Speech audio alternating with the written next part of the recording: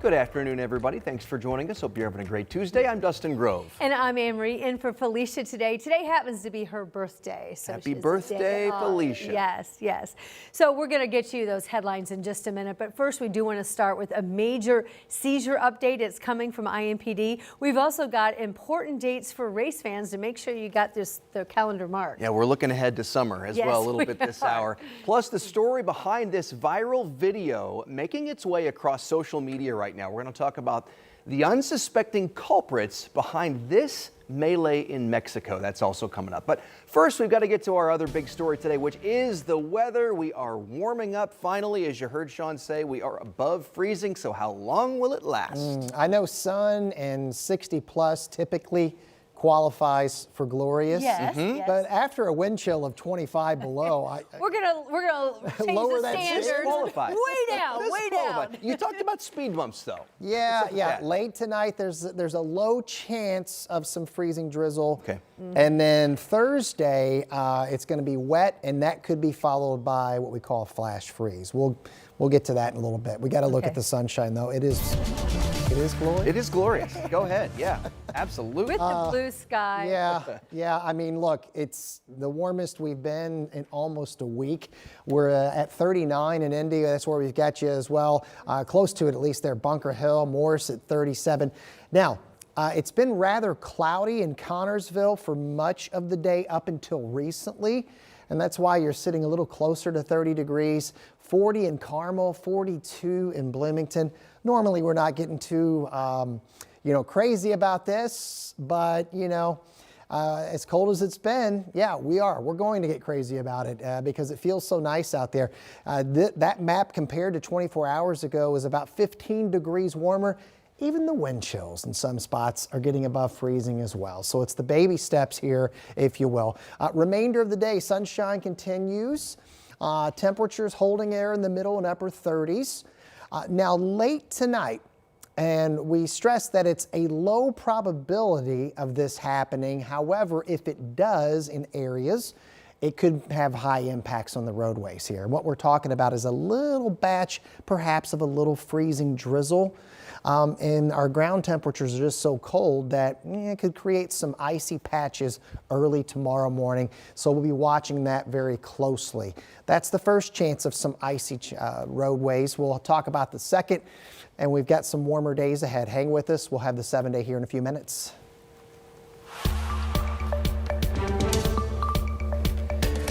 In the courtroom today, an 18-year-old accused of killing his father and his father's girlfriend appeared before a judge for the first time. Police say that Jaron Morgan killed the couple on Thanksgiving morning, and then went to set the house on fire. Those are the allegations. Our Ashton Hackman in the courtroom today explaining what comes up next in this very heartbreaking case.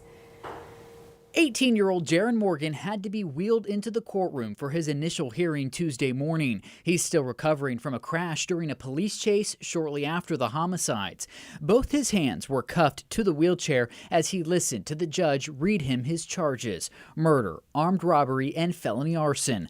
The shooting happened just after 10 Thanksgiving morning inside this home on Audubon Road. Firefighters called to put out a fire found Courtney C.J. Morgan and his girlfriend Megan Weakerson. Both were shot. C.J. died inside the home. Megan died at the hospital.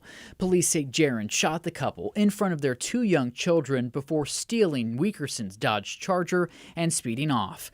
Court documents reveal shortly after police in Boone County saw the Charger speeding on 65 and chased after it towards Lafayette. It ended in a crash and Morgan was hospitalized. He wasn't officially charged until a week later. Morgan told detectives he couldn't remember the shooting or the police chase. He is figuring out if he will hire an attorney or have one provided by the state. His next court date is set for January 6th. As with all murder cases in Indiana, Jaron Morgan will be held here in custody at the Marion County Jail until his case reaches a conclusion. In the meantime, his jury trial is set for February 23rd. In Indianapolis, Ashton Hackman, 13 News. Morgan also has a pending felony case in Boone County for the chase and the crash that occurred shortly after the homicide. As we approach the new year, Governor Mike Braun is looking ahead to the issues he wants to tackle in 2026. He sat down with our State House reporter Emily Longnecker today, and he told her it really comes down to, in the year ahead, affordability, education, and health care. He talked about health care in particular. Here's part of their conversation. Both through insurance companies and hospitals that currently deliver us a very expensive product based upon expensive remediation, doesn't focus on things like wellness and prevention, doesn't engage the employee, the Hoosier as a healthcare consumer. I'm going to be on initiatives that try to make Indiana healthier. He said he's confident in his team, and despite what we saw with that wrestling match on redistricting that got bitter and split the Republican Party, he says they're all going to be able to work together. We'll hear more from the governor and his thoughts on lawmakers rejecting the new congressional maps. That's coming up at 5. Metro Police today are highlighting a successful year for the Indiana Crime Guns Task Force. This is a team working to keep our communities and streets safe while holding the offenders accountable. This year, the group seized 346 illegal guns, including 186 machine gun conversions. They also collected over 120 pounds of narcotics that include fentanyl and seized over $200,000. They say it was tied to criminal activity. The success that we're starting to see here, and it's increasing, exponentially every year. And again, it's quality over quantity. But with the boots on the ground that are doing this work every day, and the multitude of people behind the scenes, hopefully, as Chief said, we need more people, we need more agency, we need more buy-in. And I think this more success that this group starts putting forth, or has been putting forth and continues to, I think you'll start seeing more of these hopefully popping up around the state. The Violent Crimes Task Force and violence reduction teams landed nearly 3,000 arrests this year. They're hoping for even stronger results in 2026. Next time you're driving in Carmel, there's some new technology meant to keep you and police officers safe. The department is using software called Pursuit Alert. It's installed in almost all of Carmel's patrol cars, and it connects with Waze. So if you have the Waze app downloaded on your phone, you'll automatically get a notification, an alert telling you a Carmel officer is in the area. Take caution. So if an emergency vehicle is helping someone on the side of the road, alerts go out so drivers move over. If there's a pursuit, again, notifications let drivers know that police are there. This is all meant to protect dangerous incidents like we've seen recently involving police, like this crash on 465 with an ISP trooper who was hit while pulled over. Carmel is actually the first in the Midwest to use this technology. It cost about $23,000, no taxpayer dollars. It's being paid for through Carmel PD's seizure fund.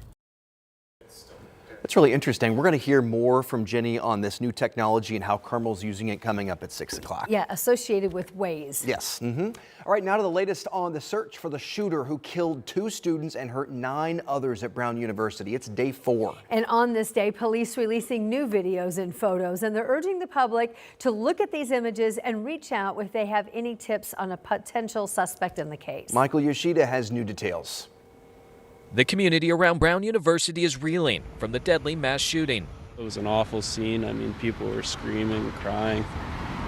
Yeah, it's pretty anxiety-inducing, I would say, for sure. Anxiety plaguing Providence, while authorities are still on the hunt for the shooter. I feel like there's not necessarily a way to feel safe. I mean, you really never know what that person could still be here. That person could be in Florida by now. Like, you just never know.